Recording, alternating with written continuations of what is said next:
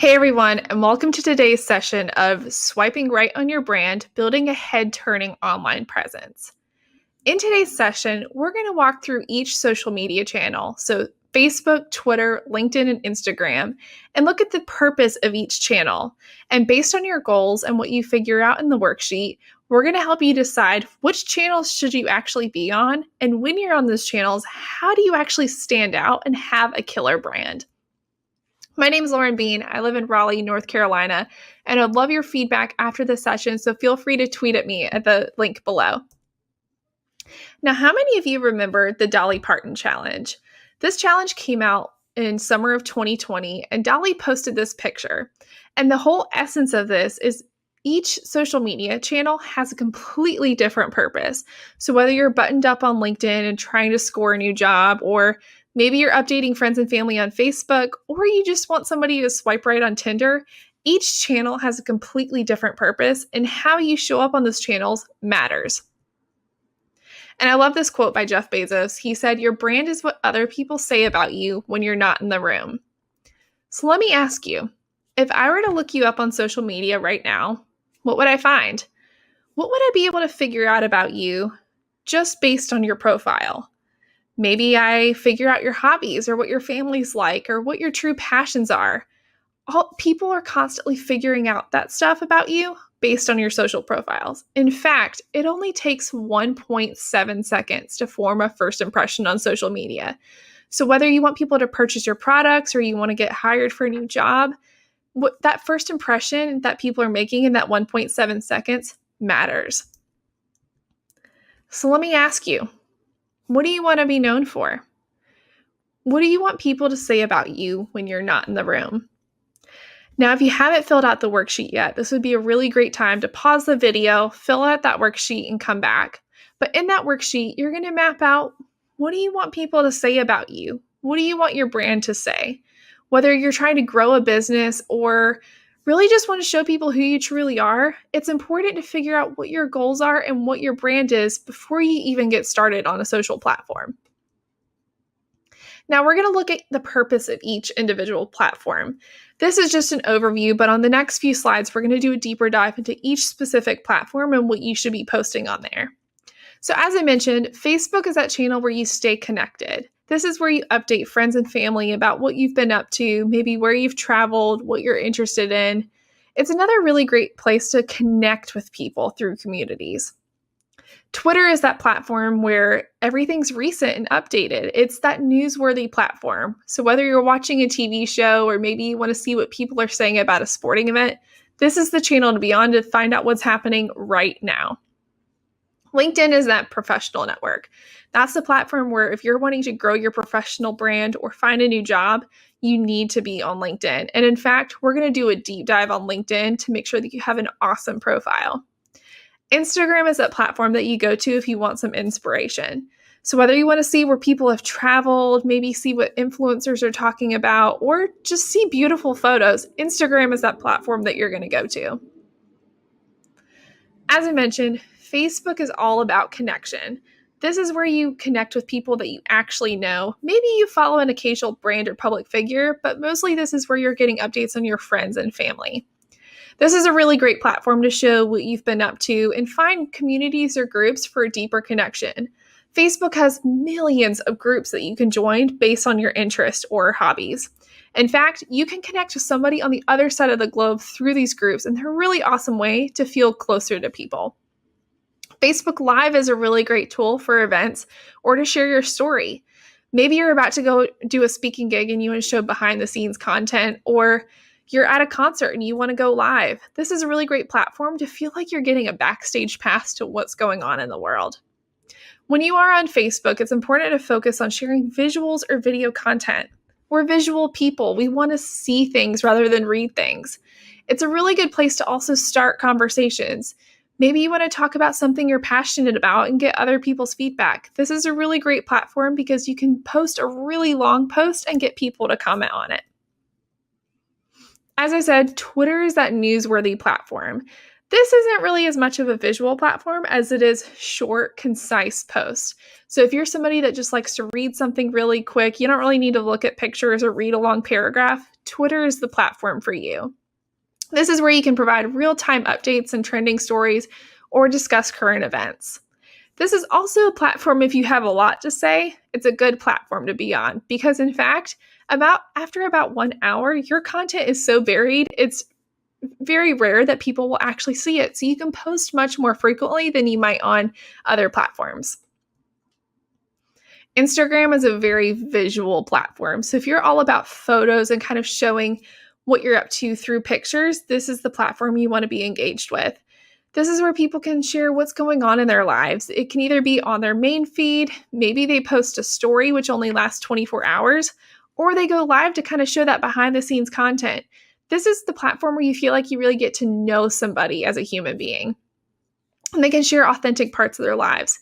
It can also be used for personal or brand building. So maybe you want to show pictures of your family and where you've traveled, or maybe you're trying to grow a brand. This is a really good platform to be on. LinkedIn is that professional network. This is where you're going to maybe advance your career, find a new job, or show yourself as a thought leader. LinkedIn is the platform that you want to be on. This is where you can find out about the emerging tech, new trends that are going on, what are some of the big companies up to, and you can share business-related updates. Even though it is a professional network, you can still show human parts of yourself. So maybe you're really passionate about volunteering somewhere. This is a really great place to showcase that work. In general, though, this platform should be very professional, and we're actually going to jump a little bit deeper into this platform. So if you're on LinkedIn, how do you create a profile that actually turns heads and gets you noticed? First and foremost, you need a killer headline. This is that short one line that's next to your photo that even if people aren't connected with you, they can see your headline. So you only have 120 characters to actually sell your story and tell people what you're all about. This is where you're telling them, hey, come look at my profile and see what I'm all about. For example, you could say, I'm passionate about educating people about the causes of the world, or maybe you're a keynote speaker, or maybe you're a couple different things. In fact, mine says keynote speaker and digital marketer because by day I'm a digital marketer, but by night I'm a speaker. So I want to showcase both of those. So whether people want to hire me for a marketing position or as a speaker, they can find both of those in my headline. Your summary is where people really figure out what you're all about. This is kind of not necessarily your life story, but this tells a story about who you are and what your experiences have been. Why are you a rock star and why do you deserve to be hired, or why should people want to work with you? This is where you can share maybe the most impactful work that you've done. Maybe it was a project or some volunteer experience. Maybe you've learned a really valuable lesson through a tough time. Or are you award winning? Or what are your goals? This is where you want to share that. For example, I tell a story about how the first moment I realized that I love public speaking and I want to pursue that further. That's a really great story to tell and what makes people want to scroll further and see what I'm all about. Your experience, that's kind of like your resume section. This is where you show those jobs that you've done, what you've learned, who you've worked with. This is if you're an employer, this is where they're going to look to see, okay, does she actually know what she's talking about and can she perform well in this job? You want to make sure that you really show the lessons that you've learned and all those different skills that you have in these positions. LinkedIn also has several other sections. These are optional depending on your experiences and what you want to include, but some options are your education, maybe volunteer work that you've done, impactful projects. You can actually upload PDFs or videos to actually show what that project looks like. Maybe you've won some awards or any other sections. You can also provide recommendations for people. So, for example, if somebody were to scroll my profile, they see a couple recommendations that my colleagues have provided. One caution that I would give with recommendations is you want to get recommendations from people that actually know you. So I'm not going to reach out to all of my connections and ask for a rec. I only want to ask people that truly know me and my work ethic to put a recommendation on my profile. So maybe you have a profile, but you don't really know who you should connect with. Remember, it's quality over quantity. Don't feel like you need to send a request to every single person that pops up as suggested. Only connect with people that you actually know, maybe you've worked for them, or that have had an impact with you. One other thing to note, when you do connect with somebody, send a personalized message. I can't tell you how many times I've gotten an automated message and Maybe I don't have many connections with that person, so I'll decline it. But if it's a personalized message and they say, hey, I knew you from this place or we worked on this project together, I'm much more inclined to accept their connection than if it was just a standard connection request. So when you're getting started, LinkedIn used to be thought of as kind of that resume platform. That's not the case anymore. LinkedIn now, think of your profile as your landing page. You want people to take the action of hiring you for a position. So rather than just list the roles that you've held and the skills that you've learned, you really want to showcase who you are as a person. Yes, absolutely include that experience and those skills, but show how you're well-rounded. Show a more round picture of who you actually are. So some do's and don'ts on LinkedIn. Do have a up-close photo that shows just you. This is not the platform to have a big family photo or a picture of your dog. You want a clear picture that looks just like you. In fact, the image that's popping up of me right now, that would be a decent LinkedIn profile picture. It's my shoulders up, it shows who I am, and there's no one else in the picture. Your attire should be professional. You don't necessarily need to have a full-on suit, but I wouldn't recommend being in a t-shirt either. Again, this is the platform where people are going to maybe hire you, so you want to show up professionally. And I learned this trick last year, and I thought it was really cool. I never knew this before. But when you upload your profile picture, make sure the file name of that photo is your name. So for example, mine would be laurenbean.jpg. This helps people when they're searching for you on the internet. So for example, if somebody were to Google my name, my LinkedIn profile would be more likely to pop up because my file name has my name in it. Cool fun fact. I never knew that before. So a couple of don'ts for LinkedIn. Don't have a ghost arm. What this means is, when people have a photo, maybe somebody's arm is around them and they crop the photo, so then there's this random hand on the shoulder. No, you don't want that for your LinkedIn profile. You want the photo to be just of you. This isn't the platform to have photos with filters. So maybe you have some pictures with those cute Snapchat filters with the flower crown. This is not the platform to do it. You want a picture that's just of you, no filters whatsoever. When you are posting on LinkedIn, don't use any kind of jargon or slang or text talk. So this isn't a place to say OMG or LOL. No, we want to speak professionally, try to avoid typos, and show that you are a true professional. And then I mentioned this before, but don't send vague connection requests. If you want to connect with somebody, sometimes just a one-liner, a really quick, simple message is the key to getting somebody to connect with you. So don't do the automated message request. Send a personalized message. And it can be really short and simple, but make it personal.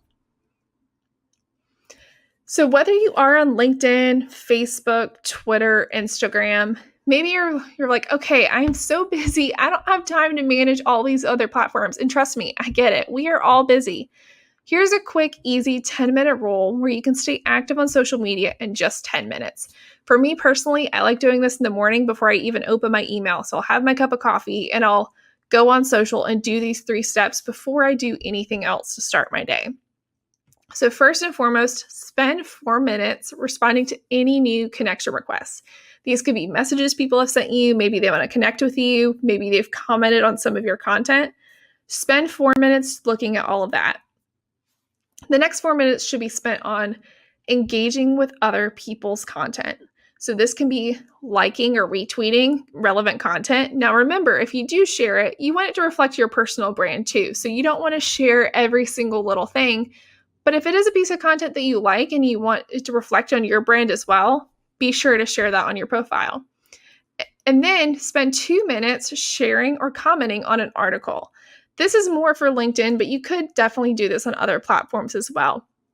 This helps position you as a thought leader and shows that you are active on social. I usually will add a comment, whether it's a work update that somebody has posted, I'll say, great job, or maybe a really intriguing article. I'll add my own point of view on that article. So as I said, done. Quick, easy 10 minutes so you can stay active. 4 minutes responding to requests, 4 minutes liking and engaging with other people's content, and 2 minutes showing that you're a thought leader and that you have really sound opinions. Now, as I mentioned, okay, Some people are beginners, some have been on the platform, but maybe you're not super active, and then others are pros and they want to take their profile to the next level. Here's some quick, easy tips. If you're a beginner, whether you are just starting out on Facebook, Twitter, Instagram, or LinkedIn, start small. Don't feel like you need to start out on every single social platform. Pick a couple that make sense for you and really focus in on building out those profiles before you add on new ones. Follow thought leaders and people you might know. So maybe it's a CEO of a company that you admire or an influencer or celebrity. Follow people that has content that you connect with. Stand out with a clear photo that showcases your personality. So as Dolly put it, you don't have to use the same photo across all of your profiles, but definitely use a photo that's clear, it's not fuzzy, and it looks like you. You want a photo that shows your personality and shows who you truly are. Recreate content that you connect with. So maybe somebody posted a really cool poll on Instagram stories and you're like, hey, that was kind of fun. Recreate it and put it on your own profile. Or as I mentioned, reshare content that you connect with that you want to showcase on your profile as well. And then for your bio, so Instagram has a bio, Facebook has a bio, all these platforms have bios. Make sure that you write a bio that shows who you truly are. So LinkedIn is going to be the more professional sounding bio. Instagram, you can have a little bit more fun, but this is where you give a little snippet of who you are and convince people to engage with you. Now, maybe you're on these platforms, but you want to kick it up a notch. Be genuine with how you engage with your connections. So don't feel like you need to comment on every single person's post, but be genuine and thoughtful about who you engage with. Use hashtags sparingly. So what you don't want to do is post something where you have 50 different hashtags. That doesn't make sense. But you can use hashtags to pull people into your content. So for example, if people are talking about an event going on, you can use that hashtag on your own post and people are more likely to come to your profile and check out your content. Test out what types of contents your followers do react to. So maybe you can try out a poll and see if people do that. Maybe you're on Instagram and you want to use that sticker where people ask you questions. Test out different things and see what gets the biggest response. Once you kind of figure that out, keep doing what works. Don't feel like you need to constantly recreate the wheel.